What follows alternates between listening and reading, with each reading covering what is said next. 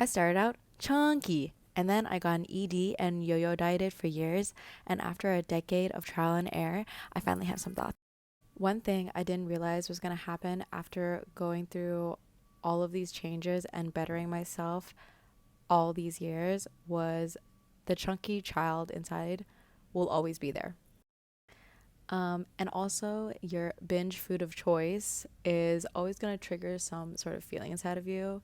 So, mine was Lindt, like the Lindt chocolate balls, no matter what flavor. I love them all, but the original red, the red wrapper triggers me so much. And in sometimes a good way, sometimes a bad way. Like, whenever I eat it, I think, oh, I remember this feeling going back to those days. I'm like, sometimes it's a good reminiscing. I'm like, those days where I didn't actually think or have to care about my health so much. It was just sort of something really fun. But some days it's like, dang, like if I eat this, I feel like it's going to trigger me to do things that I've done in the past. Things like I would eat a really small breakfast, practically nothing for lunch, and then after dinner, once I got the regular meal from my family, that's when the Lindt chocolate balls came out.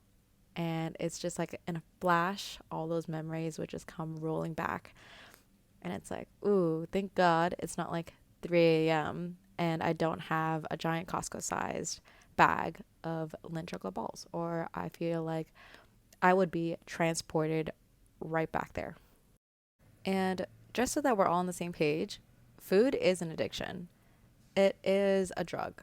And it's something that is somewhat harder to remove in some cases because it's something that you have to do every day. You have to eat, you have to consume it no matter what to survive.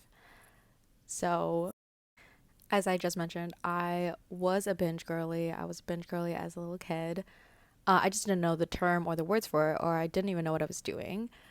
Um, but because I developed that sort of habit way back as a kid, I went through the phases of removing the binge thoughts in my head.